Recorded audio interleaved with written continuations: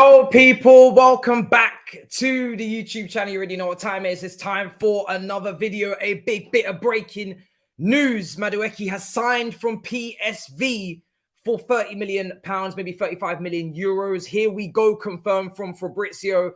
It's madness right now trying to cover this club. They are everywhere at all times, and it is so difficult to keep up with, but we try our best. I'm not going to do a stream, of course. It's just a small little video for you guys to talk about the player once again. We did a video on him on the weekend. We spoke about the deal coming towards an agreement, but we didn't know what was going on with it in terms of any progression, because we then hijacked the Mudryk deal. Of course, it's come out that Mudryk is on £97,000 a week, so it's not the inflated amount that people tried to gossip and give to you, because we didn't know what the wage was going to be. People were talking about 200k, 150k to make themselves feel better about it, but it's 97k, and of course over an 8-year deal. Now, in terms of Madueke, I wouldn't be surprised again if this is going to be a 7.5, 8-year contract, 8.5-year contract for him. Obviously, very, very young player, again, following the under-23 super team kind of model that we're trying to build in this window. Not the last window, of course. Yes, last window, for its own context, for its own reasons, was not along with the plan. And obviously didn't have the recruitment team to back it up. But now in the January window, you're seeing young player after young player after young player be signed up, from Andres Santos all the way up to the recent one of Madueke. And I feel like, listen, I've spoken about the concerns. I'm not going to shy away from that. I've already spoken about his injury concerns in terms of the amount of games he's missed already at a very young age for PSV, and the amount of injuries that he's had accumulated. I think he's missed something like 40 odd games in a 3-season period. Muscular injuries galore, mainly of the issues. Maybe that's due to growth. Of course, he's very young. We've seen Loftus-Cheek, have those massive growth spurts, loads of injuries to come with it. It's not like it's an ACL, like a Hudson-Odoi. So that is... No, it's not like it's a ligament tear or anything like that. It's not like a massive injury that's going to, maybe change the course of your speed and how much committed you are to be in that 1v1 demon that we have in terms of attack. But the injury concerns are still there, and the muscular injuries are there. So we have to look after the player. I'm not saying that he's going to only have to play 1 game a week. I don't know. I'm not an expert, but the medical team are definitely going to have to up their game, and that is a massive concern of mine. But the scouting team have obviously done their homework on the talent.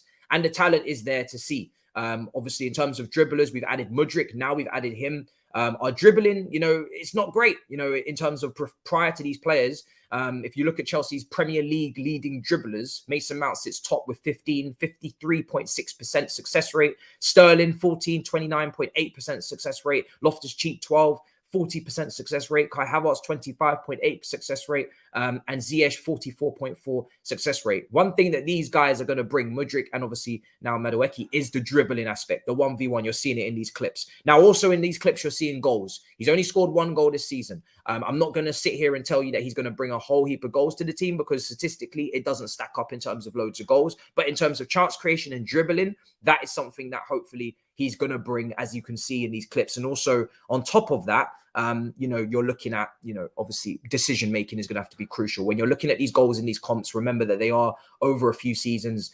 Statistically, you can see goals is not something that he's bringing on a regular basis. But there's still time for improvement. He's still extremely young. When you look at his percentiles, dribbles completed, he's in the top 99 percentiles. That's something that's brilliant to see. Touches, attacking, obviously touches in the penalty area, progressive passes completion rate. Decision making is going to be key. I'm sure it's going to be something that we look to from him as time progresses, as we move on. But some of these wonderful goals that we're seeing, shots from distance, composure on that left foot, is exactly what we need. And he seems to have a little curler in him. He seems to be able to whip it and bend it. It's something that on that left-hand side that obviously we've looked to from Ziyech. We haven't got it consistently. He hasn't played consistently. It will be interesting to see, obviously, him coming into the team. Does he start immediately on that right flank? We know Ziyech has dropped a good performance here and there, and Potter's not really favoured him away to Man City. The last match, arguably Man of the match against Crystal Palace. We know Ziyech is probably on his way out, along with the likes of Pulisic as well, etc. Hudson-Odoi's future, he's on a loan, maybe not impressing as much as he's going to need to. So we have completely now revamped the front three in this window. In Cuckoo coming in the summer, Felix already here suspended on a loan. I'm sure they'll look to get a permanent done. On top of now Madueke and, of course, Mudryk, that's a front four. That's a whole new front line. And of course, people will look at the amount of players we have. But yes, there will be sales. These seniors, these players that we're talking about that we've just listed off, even Sterling on top of that, there were links with a move away from the Football Insider. I wouldn't expect these players to stay beyond the summer if they're not getting the game time. They want to have careers. They want to kick ball. So yes, they're on high wages. Maybe we'll have to take a hit transfer fee wise. I'm sure we will. It'll be interesting to see how Chelsea navigate that manner in terms of sales, because yes, we're going to have to make sales as much as we are at the moment within FFP restraints because of maybe long-term contracts, etc., spreading out deals in the manner that we're doing with amortization. But we're still going to need to make sales purely from a squad basis. We have so many players at this club. Yes, we have a lot of injuries, but we have so many players. We're going to have to make sales. So in terms of the excitement on the player, again, from the Tottenham Academy, I am very excited. I have to be. You know, this is another player that is going to hopefully give us a better brand of football from first and foremost. It seems like we're trying to be better on the eye, you know, less cautious in our play. That's why we're buying all of these risk takers, all of these players that can do something out of nothing, and you put them together and you hope that, you know, with a system that Potter is going to obviously have to put together at some point over the next, you know, few months, hopefully over that break between the Liverpool and the Fulham game that I spoke about with no FA Cup. We want to see a style, of course. We want to see a plan. But of course, when you bring in these unpredictable 1v1 demons, then of course as well, you're going to get some individual ability and some skill and quality. And that's what this team desperately needs and lacks. He's obviously going to play off that right-hand side, being left-footed as well.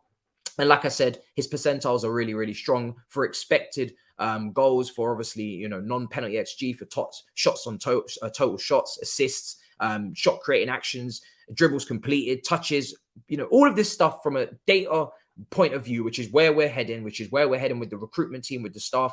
All of the stuff from a data point of view checks out, and you can understand why they'd be interested. And the fee for a talent that obviously has high potential, £30 million, 35 million euros, that's a really good fee. A lot of people won't talk about it. Of course, they wanted to run the 100 million, 150 million on Mudryk, but Badiashile from Monaco, that's a good fee. You know, this player here, this is a good fee. You know, Felix is obviously going to be a lot, but some of them are going to be a lot. Some of them are going to be, you know, actually really promising talents and on good fees. So we're going to have to see. Obviously, they're going to have to work out on 7 and 8 year contracts. There's always that risk, of course, as well, that, you know, they do have to work out. They do have to, you know, become the players we thought they would.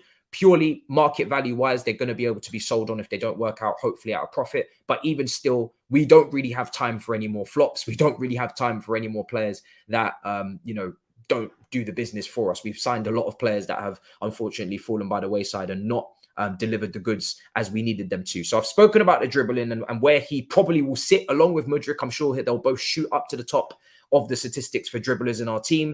From a passing perspective, of course, we still need to be looking at players, in my opinion, especially in those central areas. Now, because Mudryk and Madueke don't guarantee you a high goal output yet from what you're seeing statistically, of course, they're coming from lesser leagues as well. So that's very important to note. They're coming in a big jump up from the Dutch league. Gakpo obviously just come from PSV. I think obviously technically I'm much more excited about Madueke than I would be for Gakpo. I was never very high on him.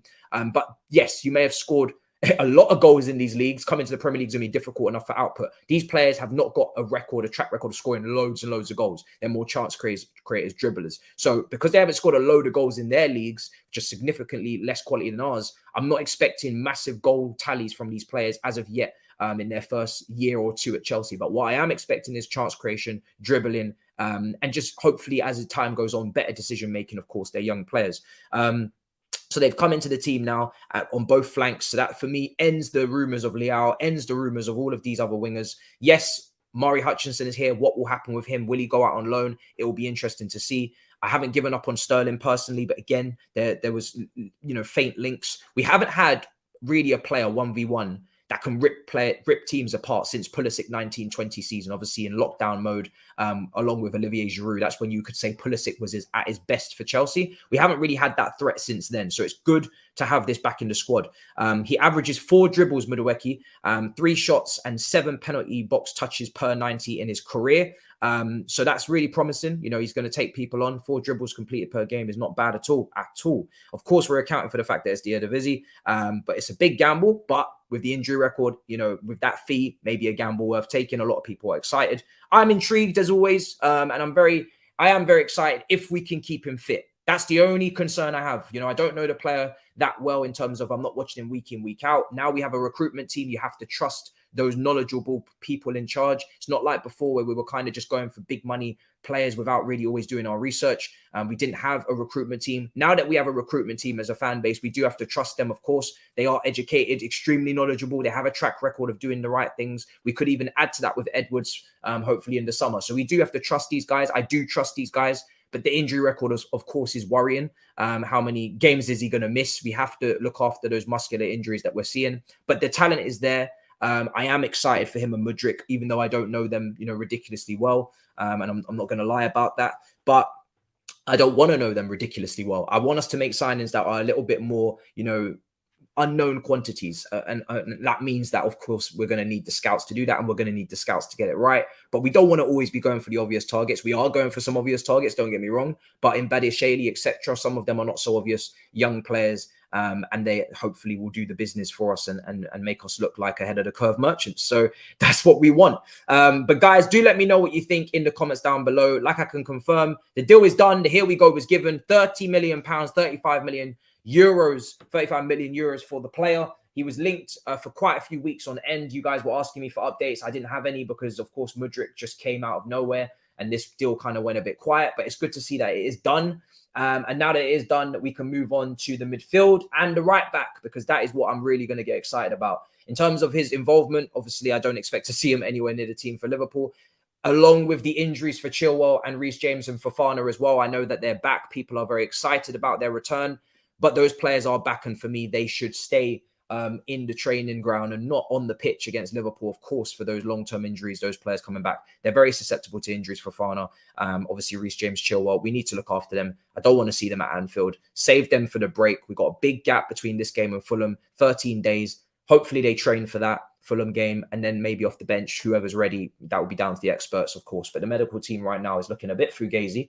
And we've brought in a very susceptible to injuries winger, which does worry me because we have a lot of those with Pulisic and Ziyech, but sales will be made, books will be balanced, and those players will want to play football. So I don't worry about getting rid of them, but you know, that will probably more happen in the summer. We'll have to see. We've signed this player now. Surely maybe one winger might look to get out of here, get some game time, because when everybody is fit, we do have a lot of attackers, you know, to finish up. Broja, Kai Havertz, Aubameyang, Fofana, you know, Ziyech, Madueke now, Mudryk, Sterling, Pulisic, and obviously now Mount. You could take him out of your attack, surely, because we've got the numbers.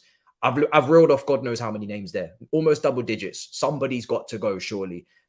Felix, didn't even mention João Felix. So yeah, I think it's time to get rid of a winger or two. So let's see what happens on that news on that front in terms of outgoings. Let me know what you think in the comments down below. Smash up the likes, and I'll see you guys for the watch along. Of course, Manchester City versus Tottenham. Big up your damn selves. In a bit, people. Peace.